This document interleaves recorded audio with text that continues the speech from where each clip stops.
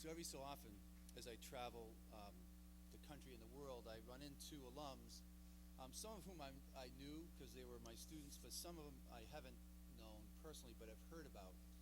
Today's guest speaker is one of those, graduate of the class of 1967, I think. Gareth Caldbeck was known to me because I coached with one of his classmates for 19 years, Coach Bruce Johnson. Some of you know him. And so he told stories about Gareth and what a great guy he was. And so I always like to bring in alums who have been successful in whatever walk of life because they sat where you sit at one point. Mr. Caldbeck's a retired attorney. He resides in Naples, Florida with his wife Diane. He's a board-certified attorney with a focus on medical negligence, product liability, and personal injury matters.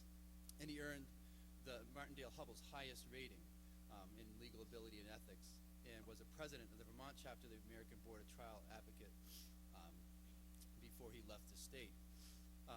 But that's not the only reason, because his legal career was so accomplished that I wanted him to speak to you. When I met him, I found out that he and I share a lot of the same passions. He's a voracious reader and has published a book, self-published a book, called Words to Remember, Mine and Others, in which he compiled all of the best writing that he has found, words to remember from Emerson and Thoreau and the like, and also has added some of his own writing to that mix. A book on acceptance and attitude, character, courage, perseverance, self-reliance, all of things we speak about in here. And as I listen to him speak, I've actually used some of his stories in previous chapels. He's a basketball coach, volunteer basketball coach for 14-year-olds. He volunteers as a teacher at the college level for trial lawyers practicing in a mock trial court competition. So one of his favorite hobbies is photography. In Vermont to take photos of our foliage coming back to his home state. I think he's one of the finest men I've met in my alumni travels, and I have no clue what he's going to talk to you about. All I know is that there will be words to remember. So please welcome Gareth Caldbeck.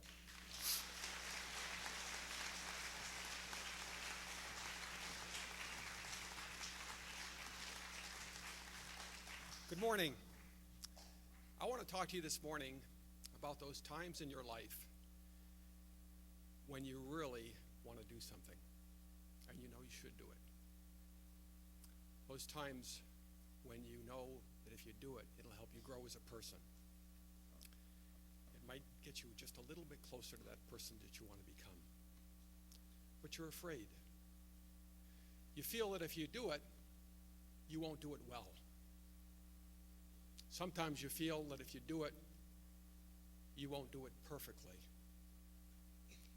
Either way, you're afraid you're going to fail. And so you make a choice, and you choose not to do it. You're at a stage in your lives where new and different things are coming at you every day. And because they're new, they can be frightening. And when we're up against frightening things, sometimes we choose to avoid them.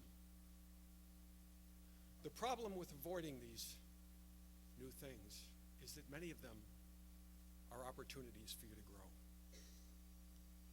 That's why I want to talk to you today about the fear of failure and how you need to respond to it. And I want to begin with an example from my own life.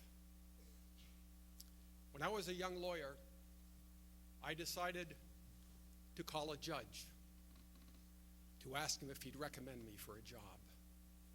And so I did. I dialed the phone. The phone was ringing. Everything was going well. And then I heard his voice answer. And as soon as I heard his voice, something happened inside me. And what happened is that my heart started to pound. I couldn't breathe. I couldn't speak. It didn't help when he said hello a second time. And what was happening is I was having a panic attack. And so you know what I did? I really did what any bright young lawyer would have done, I'm sure, is I started to cough intentionally. to fill those gaps between my words. So as soon as I did that, I start to think, I'm starting now to think what's going through his mind. And what's racing through my mind is he's saying to himself, wow, this kid's not only having a panic attack, now he's coughing on purpose. He's faking a cough. Well, I got through that. It was not a great experience, believe me. But I noticed after that every time I stepped into a courtroom, every time I had to speak publicly, address a judge, argue to a jury, those same feelings would come over me. And I realized what was happening is that I wanted to be a trial lawyer, and I wanted to be a good one. And when I came to those steps that I knew I would have to take in order to be a good trial lawyer, I was so afraid that I would make a mistake in court, that I would forget something, that I wouldn't do well, that I was freezing. I was afraid of failure. So I thought to myself, well, if you're afraid of failing, why don't you at least do what you can do to minimize the risk of failure? And for a trial lawyer, and really for every one of you, that means preparation. And so I began my career. Every time I would step into a trial, I would have been prepared and prepared and prepared. I'd know my case. I'd know my other side, my opponent's case. Okay, that was what made me more comfortable. And I can't tell you that my fear went away. I think I'm afraid every time I talk to anybody. But I can tell you that what I learned as a trial lawyer is that I could be afraid and successful at the same time. Fear couldn't hurt me. It's how I chose to respond to it that could hurt me or help me. And I have no doubt that my success as a trial attorney stemmed from my fear of failure and how I chose to respond to it. Lincoln once said, and I love these words, the best way to destroy an enemy is to make him your friend. That's my advice to you with fears. When you feel fear come on, welcome it, smile. It's like, here he comes again. And if you can't do that, at least accept it. Understand that it's a sign that you have an opportunity to move to the next level. It's normal for all of you at your stage in life to be afraid every day. You have new things coming at you every day, and that's why you have to leave your comfort zones. Whenever we're outside our comfort zones, we are afraid. But you have to leave your comfort zones. They are dangerous places. They are resting places, really. Comfort zones are places where we can sit and rest and watch others grow. If you want to grow, you have to have the courage to leave your comfort zones. You have to have the courage to confront the fears that you create within yourselves. I'm speaking of the courage to do what can be called little great acts. They're little because to the outside world they may seem inconsequential, insignificant, sometimes even normal. They are great because they can transform who you are. So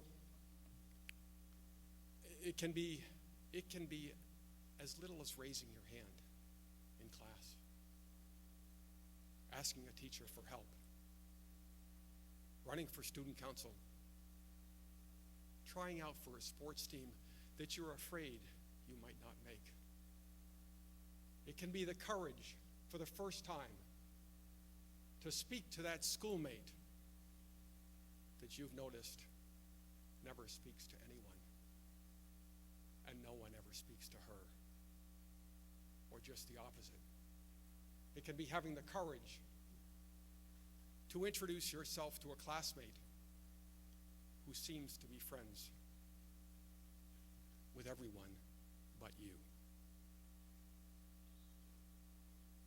My hope is that you will come to recognize fear for what it is, a nuisance that can never impede your progress in life if you confront it. And my hope, too, is that you will come to celebrate your little great acts,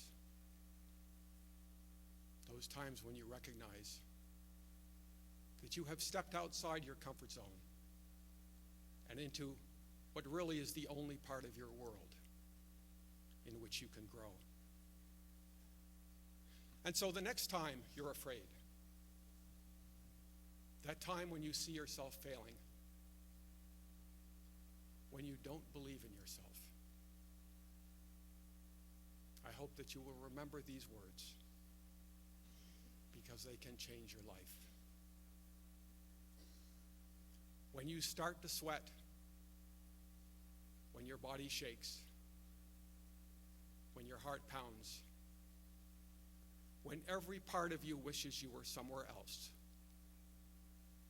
look out. Courage has a chance to be born.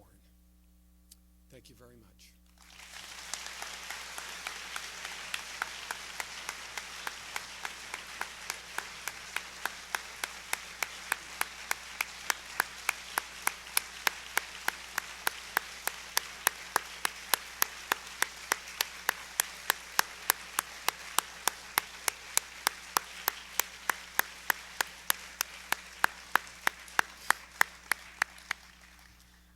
Thank you, Gareth.